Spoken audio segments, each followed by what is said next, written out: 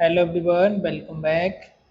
आज से आपका नया चैप्टर शुरू होने जा रहा है। This is the management of patient with impaired respiratory function and gaseous exchange. Alright, so आज हम इसके असेसमेंट के बारे में देखेंगे, डायग्नोसिस के बारे में, फिजिकल एग्जामिनेशन के बारे में, कौन कौन सा असेसमेंट होता है, डायग्नोसिस होता है, फिजिकल एग्जामिनेशन होता है जो कि हमको रेस्पिरेटरी और गैसियस एक्सचेंज इम्पेयर्ड के पेशेंट में करना होता है। सो उसके बारे में आज के इस पॉइंट में हम देखेंगे कौन कौन से वो हेल्थ स्टेटस होता है, कौन कौन से डायग्नोस्टिक टेस्ट होते हैं, कौन कौन से आपका फिजिकल एग्जामिनेशन हिस्ट्री कलेक्शन है जो कि आपको करना होता है। Alright, so this presentation will focus on the essential component of comprehensive respiratory system assessment, particularly for patients experiencing impaired gas exchange. We will highlight the importance of early detection and intervention in managing respiratory condition and provide an overview of the nursing roles in the conducting these critical assessment. Alright, सो इस presentation में हम देखेंगे component of the comprehensive overall respiratory system के assessment के बारे में, particularly for the patient experiencing impaired gas exchange. अब particularly जो पेशेंट होते हैं इनमें इम्पेयर्ड आपका गैस एक्सचेंज होता है, will be highlight the importance. इनमें हम देखेंगे highlight of the importance, early detection में हम कौन कौन से जो साइन है, कौन कौन से टेस्ट हैं जो हम करा सकते हैं, मैनेजिंग रेस्पिरेटरी कंडीशन को हम कैसे मैनेज कर सकते हैं, क्या क्या ओवरव्यू है जो कि हम इसमें प्रोवाइड कर सकते हैं, नर्सिंग रोल्स एंड रिस्पॉन्सिबिलिटी क्या क्या हो सकते हैं, किस तरीके से आप क्रिटिकली असेस कर सकते हैं, वो सारी चीज़ें हम इसके बारे में देखेंगे। Right, so here is the respiratory system anatomy and physiology. थोड़ा सा एनाटॉमी एंड फिजियोलॉजी के बारे में आप जान लेते हैं throw understanding of the respiratory system structure and function is a fundamental to the assess well exposure explore the journey of the air from the upper respiratory tract, nose, pharynx, larynx to the lower respiratory tract, trachea, bronchi and bronchioles. सो जो journey है जो start होती है आपके respiratory system की, वो आपकी start होती है आपका अपर रेस्पिरेटरी सिस्टम से। अपर रेस्पिरेटरी सिस्टम में आपका आता है nose, larynx, pharynx. Lower respiratory tract में आपका आता है trachea, bronchi, bronchioles and alveoli. अब वेंटिलेशन क्या होता है? Ventilation it is the mechanical process of moving air and out of the lungs. Alright, so air में आपका मैकेनिकली प्रोसेस होती है जिसमें आपका एयर का लंग्स में जाना और लंग्स से एयर का आउट होना, this is called ventilation. Gas exchange क्या होता है? This is the vital process occurring at the alveolar capillary. ये आपकी वाइटल प्रोसेस होती है, आपकी ऑक्यूर होती है एट द alveolar capilli में and capillaries membrane where gaseous where oxygen diffuse into the blood stream and carbon dioxide diffuse out. Alright, so this is the vital process, एक important एक महत्वपूर्ण process होती है और ये आपकी कहाँ पर होती है? एल्वियोलर कैपिलरीज के अंदर होती है, आपकी मेम्ब्रेन्स के पास होती है जहाँ पर आपकी गैस का डिफ्यूज होता है इनटू दी ब्लड स्ट्रीम में और कार्बन डाइऑक्साइड का आपका डिफ्यूज आउट होता है। मीन्स कि आपका जो ऑक्सीजनेटेड है, जो ऑक्सीजन है उसका आपका लंग्स में आपका डिफ्यूज होता है, कार्डियक के थ्रू आपकी पूरी होल बॉडी में आपके सिस्टम में ऑक्सीजनेटेड ब्लड जाती, और जो कार्बन डाइऑक्साइड है वो एक्सेल होते हैं, वो आपके रेस्पिरेटरी सिस्टम से ट्रैक से वो आउट होती है। एसेसरी मसल्स जो कि आपको असिस्ट करती है understanding the role of muscles and beyond the diaphragm in force inspiration and expiration. During the inspiration और एक्सपिरेशन आपका डायफ्राम हो गया, चेस्ट की आपकी एसेसरी मसल्स हो गई जो कि आपको असिस्ट करती हैं और हेल्प करती हैं। राइट, सो यहाँ पर एनाटॉमी एंड फिजियोलॉजी थोड़ा सा समझना इसलिए जरूरी था क्योंकि हम असेसमेंट करेंगे और यहाँ पर जितनी भी डिसीज होंगी वो सारी इसी ट्रैक के बारे में, जो भी आपको डिसऑर्डर डिसीज आपको इम्पेयरमेंट देखने को मिलेगा वो इसी से रिलेटेड मिलेगा। तो आपका नोज से स्टार्ट होता है, आपका नोज हो गया, लैरिंग्स हो गया, फेरिंग्स हो गया, सीधी अपर रेस्पिरेटरी ट्रैक में आता है। लोअर में आपका ट्रेकिया हो गया, ब्रोंकी हो गई, ब्रोंक्यूल्स हो गया, एल्वियोलाई हो गई, लंग्स हो गया आपका, पैरेन्काइमा हो गया, आपकी लेयर हो गई। तो यहाँ पर आपकी गैसेस की एक्सचेंज होती है, प्लूरल फ्लूइड हो गया एक्सेट्रा। डायफ्राम में तो यहाँ पर आपकी गैस का एक्सचेंज होता है, पर्टिकुलरली इट टेक प्लेस होता है, और आपका जो प्योर ब्लड है इम्प्योर ब्लड है उसका आपका मिक्सिंग होता है, ऑलराइट, जो कि लंग्स से आपका आता है, सॉरी आपका कार्डियक से।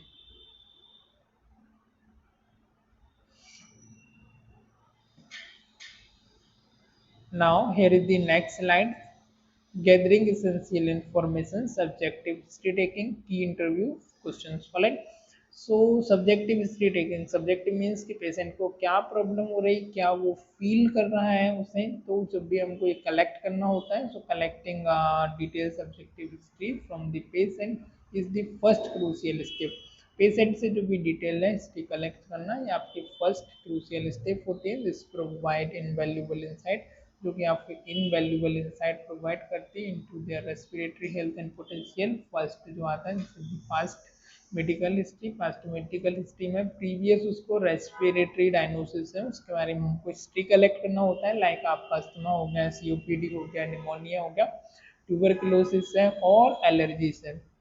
Good it. सो पहले से कोई डिसीज तो नहीं है उसको, आपका रेस्पिरेटरी ट्रैक से रिलेटेड हो गया, इसके अलावा और भी पास्ट मेडिकल हिस्ट्री जैसे कि आपका हाइपरटेंशन हो गया, डायबिटीज हो गया, अस्थमा है, सीओपीडी है, ट्यूबरकुलोसिस है और any other allergic disease, already उसको पास्ट से कोई डिसीज तो नहीं है, या आपको टोटल हिस्ट्री कलेक्ट करना होता है। Any history of the respiratory infection, उससे पहले से कोई रेस्पिरेटरी इन्फेक्शन तो नहीं है, हॉस्पिटलाइजेशन में हुआ तो नहीं है, राइट। इस तरीके से आपको ओवरऑल उसकी हिस्ट्री कलेक्ट करना होता है, हुआ था तो कब हुआ था, कितने टाइम हुआ था, कौन सा आप मेडिकेशन ले रहे हैं, राइट, कौन सी मेडिकेशन आपको चल रही थी, किसी डॉक्टर के अंडर में थे, ओवरऑल रिपोर्ट के बारे में, डायग्नोस के बारे में जितना आप अच्छे से हिस्ट्री कलेक्ट करेंगे, जितना से आप अच्छे तरीके से इंटरव्यू लेंगे, उतना आपको इसेंशियल होगा डायग्नोस करने के लिए, मैनेज करने के लिए, उसके क्यूर करने के लिए। नेक्स्ट आपका करंट सिम्टम, करंट में उसे क्या क्या सिम्टम है, like nature and onset of dyspnoea, shortness of breath, जैसे कि आपको शॉर्टनेस ऑफ ब्रीथ है, डिसेप्निया है, तो उसका नेचर कैसा है, ऑनसेट मीन्स कब से हो रहा है, एक दिन, 2 दिन, 4 दिन, 10 दिन, 20 दिन एक्सेट्रा, कितना हो रहा है, कब नॉर्मल में ही होता है या कोई स्ट्रेनियस एक्टिविटी करता है, हैवी एक्टिविटी करता है तब होता है, या कोई मीन्स स्पोर्ट्स वगैरह एक्टिविटी करता है तब होता है। अब characteristic of next one is the characteristic of cough. अब जो कफ है उसका कैरेक्टरिस्टिक कैसा है, प्रोडक्टिव कफ है, ड्राई कफ है, टाइम ऑफ कफ किस तरीके का है, स्पूटम प्रोडक्शन तो नहीं है, कलर कैसा है उसका, कंसिस्टेंसी कैसा है, अमाउंट क्या है, चेस्ट में पेन तो नहीं है तो किस लोकेशन पर है, इंटेंसिटी क्या है, एग्रीवेटिव है या एलिवेटिव है, एग्रीवेटिंग है, एलिवेटिंग है, factors etcetera, right. And fatigue level, patient कितना फटिक है, कितना रेस्टलेसनेस है, इम्पैक्ट कितना हो रहा है उसकी डेली लिविंग एक्टिविटी पर एक्सेट्रा, ये सारे उसके सिम्टम्स, सब्जेक्टिव जो उसके सिम्टम्स है उससे पूछना, उससे प्रॉपर तरीके से गैदर करना और उसको मेंशन करना। लाइफ स्टाइल एंड एक्सपोजर, अब उसका लाइफ स्टाइल और एक्सपोजर के बारे में हिस्ट्री कलेक्ट करना, लाइक उसका स्मोकिंग हिस्ट्री हो गया, स्मोकिंग कब से करता है, पैक ऑफ एयर कितने समय से कर रहे हैं, करंट और पास्ट, राइट, कितना स्मोकिंग करता है एक्सेट्रा धीमे। इन्वायरमेंटल ऑक्यूपेशन किस जगह पर काम करता है, लाइफ स्टाइल क्या है, जॉब प्रोफाइल क्या है, राइट। एक्सपोजर, ज़्यादा एक्सपोज तो नहीं करता है, पॉल्यूटेंट हो गया, केमिकल्स हो गया उनके साथ, पॉलन ग्रेन्स हो गए, जो कि किसान जब खेती करते हैं तो उस समय पर जो उसको फसल को जो काटते हैं तो डस्ट पार्टिकल उड़ता है, भूसा उड़ता है, उनके डायरेक्ट कांटेक्ट में नहीं है, किसी ऐसी कंपनी में, फैक्ट्रीज में काम तो नहीं करता जहाँ पर पॉल्यूशन होता है, एयर पॉल्यूशन होता है, राइट। तो इस तरीके से उसको लेना, डस्ट होना।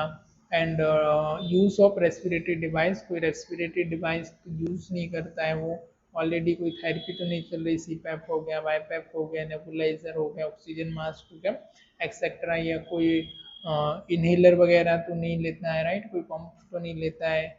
इस तरीके से आपको हिस्ट्री कलेक्ट करना, मेडिकल हिस्ट्री कलेक्ट करना, ऑल रेस्पिरेटरी ड्रग्स, इन्हेलर्स हो गया, ओरल हो गया, ओवर दी काउंटर मेडिकेशन हो गया, इसके अलावा और कोई काउंटर मेडिकेशन तो नहीं लेता, कोई सप्लीमेंट तो नहीं लेता, ये सारी चीज़ों के बारे में, उसको लाइफ स्टाइल के बारे में, ड्रग के बारे में, प्रीवियस हिस्ट्री के बारे में, पास्ट मेडिकल हिस्ट्री के बारे में, करंट क्या सिम्टम है, सिम्टम का टाइप क्या है, ऑन ऑन लोकेशन क्या है, इंटेंसिटी क्या है, राइट, ऑनसेट ऑफ टाइम क्या है, एक्सेट्रा। ये पूरा डिटेल हिस्ट्री कलेक्ट करना, जैसे दी इंटरव्यू को मेथड में आ जाता है, क्वेश्चनिंग करना, पेशेंट से सब्जेक्टिव डेटा कलेक्ट करना, एज वेल एज आगे हम देखेंगे कि जो फिजिकल एग्जामिनेशन क्या होता है। तो फिजिकल एग्जामिनेशन में आपका आ जाता है ओवरऑल आपका बॉडी फिजिक्स के बारे में उसका देखना, वाइटल साइन चेक करना, ओवरऑल उसका विजुअल इंस्पेक्शन करना, provide significant information about patient respiratory status, observe carefully for the following sign. क्या क्या देखना, रेस्पिरेशन रेट, रेस्पिरेटरी रेट क्या है उसका, ब्रीथ पर मिनट कितना है, जो कि एक नॉर्मल होना चाहिए हमारा 10 से 18 के बीच होना चाहिए, 10 से 20 के बीच भी चल जाता है पर मिनट। इन केस इसके ऊपर जाता है तो हाइपर वेंटिलेशन होता है पेशेंट को, अरे सो ब्रेडिफनिया होता है, टेकिपनिया हो जाता है, राइट। तो इस तरीके से उसको पूरी हिस्ट्री कलेक्ट करना। रिदम एंड डेप्थ के बारे में उसका जो ब्रीथिंग की इरेगुलर है, रेगुलर है, सैलो ब्रीथ है, डीप ब्रीथ है, तो उसके बारे में हिस्ट्री कलेक्ट करना। Sign of distress, sign of distress को चेक करना, look for the nasal flaring, nasal flaring तो नहीं हो रहा है, परस्यूट लिप तो नहीं हो रहा है, पुरसेट लिफ्ट तो नहीं है, राइट।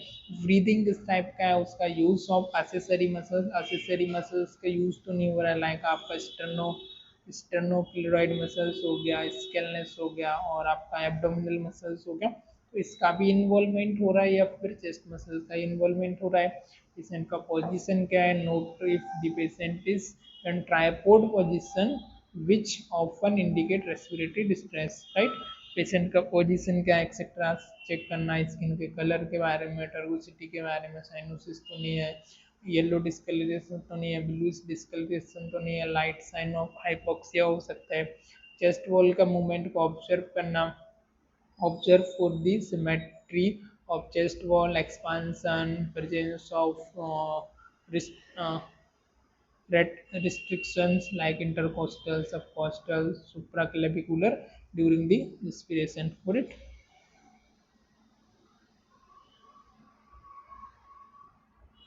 नेक्स्ट आपका physical examination and palpation percussion. On hand assessment, जैसे दी ऑन हैंड असेसमेंट, अभी तक हमने देखा था विजुअल असेसमेंट, अब ऑन हैंड असेसमेंट में हमको क्या क्या चीज़ें देखनी होती है। तो first is the palpation, tracheal position, tracheal position को पाल्पेट करना, फिंगर से आपको पाल्पेट करना, उसको फील करके देखना, right. So gently palpate the trachea to assess for any deviation from the mid line, gently palpate करना ट्रेकिया को असेस करने के लिए, for any deviation from the mid line, mid line से कोई डेविएशन तो नहीं हो रहा उसको चेक करने के लिए।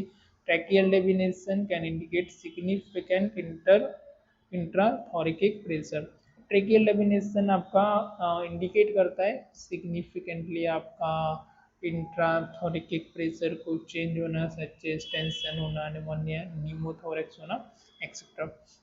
दूसरा आता है आपका पाल्पेशन, पाल्पेशन में क्या आता है, चेस्ट एक्सपांसन, आपका चेस्ट का एक्सपांसन होना, place hand on the posterior chest, posterior chest पर आपका हैंड को प्लेस करना, place hand on the posterior chest wall and ask the patient to take deep breath, posterior chest wall पर आपका patient का hand को place करना, deep breath के लिए पेशेंट को बोलना, assess for the symmetrical expansion, symmetrical expansion को असेस करना, नोटिंग एनी रिड्यूस मूवमेंट, जो भी मूवमेंट है उनको रिड्यूस नोट करना, नोटिंग रिड्यूस मूवमेंट को नोट करना on one side which may suggest condition like atelectasis or pneumothorax, alright।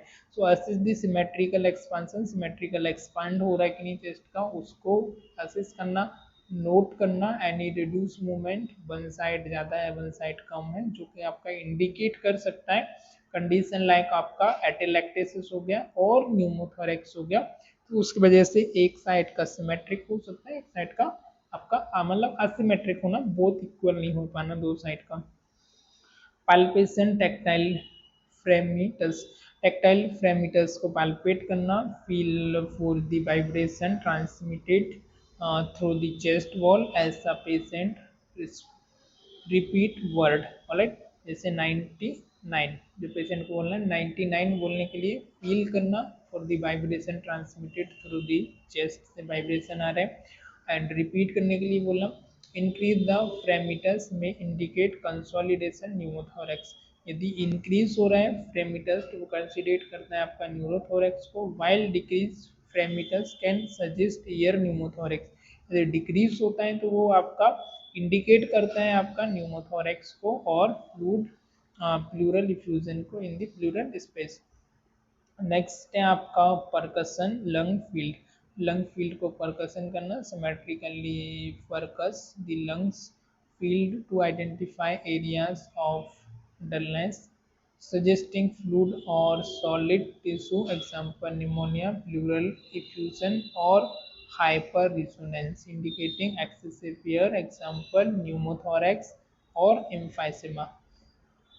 Alright, तो सिस्टमेटिकली परकस करना, लंग्स फील्ड को आइडेंटिफाई करना, एरिया ऑफ डलनेस हो गया, किस जगह पर ज़्यादा डलनेस है, सजेस्टिंग फ्लूड और सॉलिड टिश्यू को फ्लूड को चेक करना, निमोनिया लाइक एग्जांपल निमोनिया होना, प्लूरल इफ्यूजन होना, हाइपर रिजोनेंस होना, इंडिकेट आपका एक्सेसिव एयर होना, न्यूमोथोरेक्स होना, एम्फाइसेमा होना एक्सेट्रा। तो ये सारी कंडीशन आपको हो सकती है, इन सारी चीज़ों को चेक करना।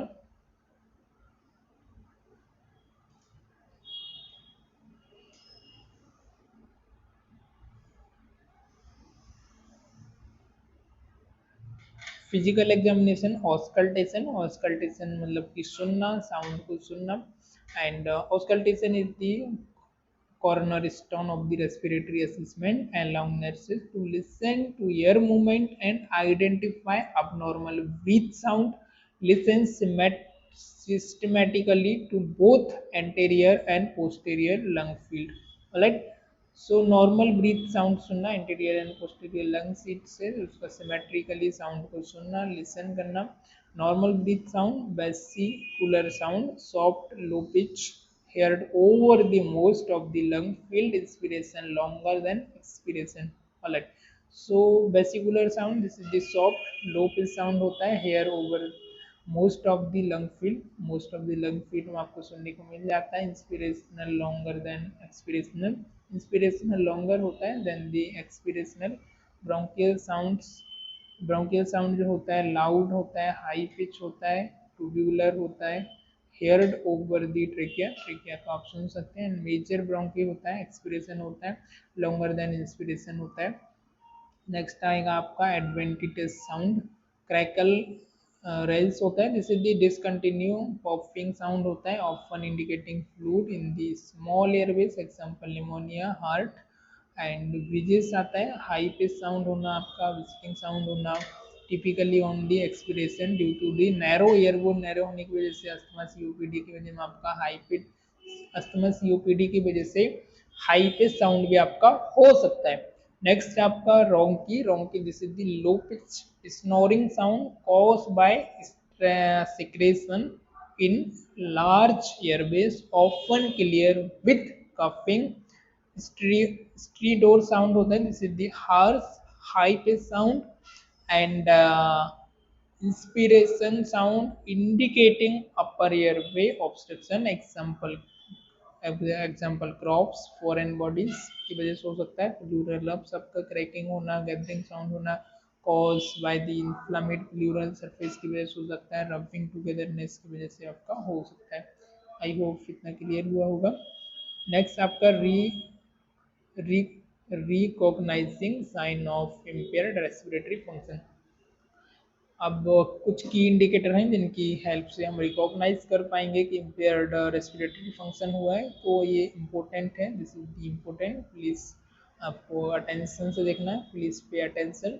So look at here, so first is the alter respiratory rate. अब आपका जो रेस्पिरेटरी रेट है वो अल्टर्ड होना, टिकिफनिया होना, टिकिफनिया आपका more than 20 breath per minute होना, रैपिड एंड सैलो ब्रीथिंग होना, ब्रेडिफनिया होना, ब्रेडिफनिया मतलब कि less than 10 breath per minute होना, जिससे the abnormal slow breathing, accessory muscles का यूज होना, स्टर्नोक्लेडोइड मसल्स का यूज होना, स्केलनेस का यूज होना, एब्डोमिनल मसल्स का यूज होना एंड इंटरकोस्टल मसल का यूज होना, this is the abnormal breathing. Audible breathing noise होना लाइक ब्रीजिंग हो गया, ग्रुंटिंग हो गया, स्ट्रीडोर हो गया एंड हेयर्ड विदाउट स्टेथोस्कोप भी आपका आ जाएगा। इंटरकोस्टल आपका रिट्रैक्शन होना लाइक सिंकिंग हो गया in the skin between the ribs during the inspiration।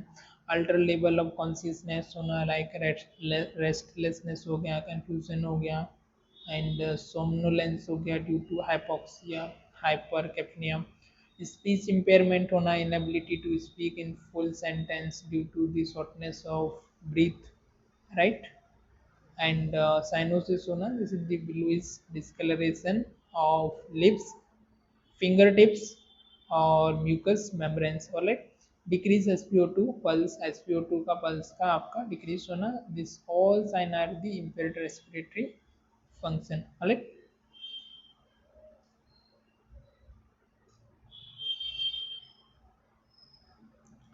Next आपका assessment of gaseous exchange. Gaseous exchange में आपका क्या क्या असेसमेंट होगा, तो फर्स्ट है pulse oximetry, monitor oxygen saturation SpO2 by pulse oximetry, a target to less than 94% is generally desired reading, below this may indicate hypoxia। एक जो Dzire reading होती है 94% आपकी एक होनी चाहिए, वैसे तो 94 के अबव होनी चाहिए, इससे यदि लेस देन होती है तो पल्स ऑक्सीमेट्री में हम चेक करेंगे ऑक्सीजन का सेचुरेशन आपके ब्लड में, तो वो इंडिकेट करता है आपके हाइपोक्सेमिया को। आर्टेरियल ब्लड गैस कराएंगे, ईबीजी करेंगे, consider ABG analysis for the evaluation of oxygenation. आपका पीओ2 देखेंगे, पीएओ2 आपका लेस देन 60 एम ऑफ एचजीआर है तो इंडिकेट करता है आपका severe hypoxaemia. And ventilation, PaCO2 आपका मोर देन आपका मोर देन 45 mg है, जो कि सजेस्ट करता है हाइपर कैप्निया को, राइट। तो PO2 चेक करेंगे, CO2 का लेवल चेक करेंगे, दोनों एबीजी में हम चेक करेंगे। हाइपोक्सिया के साइन को चेक करेंगे, observe for the clinical sign of hypoxia, increasing restlessness हो गया, एंटेकिकार्डिया हो गया, पेरिफेरल एंड सेंट्रल साइनोसिस हो गया। This are often early sign indicator of insufficient oxygen, जो कि एक अर्ली साइन होते हैं आपके रेस्टलेसनेस में, आपका टेकिकार्डिया हो गया, पेरिफेरल हो गया, सेंट्रल साइनोसिस हो गया, this all are the early sign indicator for insufficient oxygenation, alright। Next आता है रेस्पिरेटरी पैटर्न। रेस्पिरेटरी पैटर्न को इवेल्युएट करना, respiratory pattern for the indication of acid base balance. Respiratory indicate करता है आपका एसिड बेस बैलेंस इम्बैलेंस को, for example कुछ small breathing हो गया, डीप एंड रैपिड ब्रीथिंग हो गया, कैन सजेस्ट करता है मेटाबॉलिक एसिडोसिस को, ऑलराइट। नेक्स्ट है documentation and communication, properly accurate आपको रिकॉर्डिंग करना, पेशेंट का सब्जेक्टिव कंप्लेंट, पेशेंट की history and objective finding, physical examination रफली and accurately, standard terminologies, use clear concise and standardised respiratory assessment terminologies to ensure consistency and prevent misintervention, use clear concise लिखना है आपको, prompt reporting, जो भी reporting है, report any abnormal और deterioration finding immediately to the health care team, doctor and physicians and relevant specialist। Intervention and response, document all nursing intervention performed along with the patient response to these intervention and any subsequent change in their the status। जो भी intervention है उनको आपको इंटरवेंट करना, immediately implement करना as per doctor के order, as per patient के response आपको सब्सिक्वेंटली चेंज करना, पेशेंट की स्टेटस हेल्थ स्टेटस के अकॉर्डिंग चेंज भी करना, right. So here is the summary and key takeaways.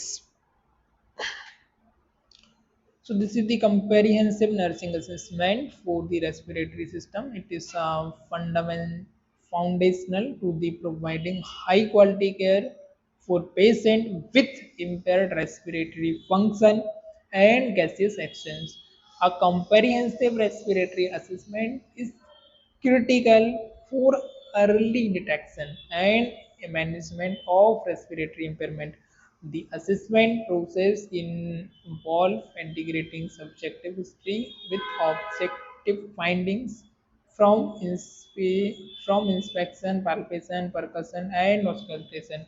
Nurses must be adept at the recognizing critical sign of respiratory distress and impaired gas exchange such as altered breathing pattern, accessory muscles use, and change in the oxygen saturation. Next, आपका accurate documentation and timely communication of finding healthcare team essential for the improving patient outcome and ensure continuity of the care. Alright, so comprehensive respiratory assessment करना, subjective objective history collect करना, patient की recognize करना, clinical sign को vital sign को check करना, oxygen therapy को put on करना if necessary है, एंड फिजिशियन कंसल्टेंट से कांटेक्ट करना, और जो भी चेंजेस है, पेशेंट का स्टेटस है, ब्लड रिपोर्ट है, एबीजीज वगैरह है, सारी चीज़ों को देखना, एक्यूरेट डॉक्यूमेंटेशन करना, टाइमली कम्युनिकेट करना with health care team. This is the essential overall management of the respiratory system. More focus on the clinical examination, physical sign, oxygen therapies, vital sign, and inform to the doctor, and timely implement can improving patient outcome and ensure continuity of the care. Alright, so it's enough for today's. Alright, so that's all for today. Catch up in the next video. Till the time, goodbye, have a great day. Thank you for watching this. If you have any doubt regarding this, you may ask, or you can leave your comment, and you can also give your feedback. So thank you, bye bye, take care.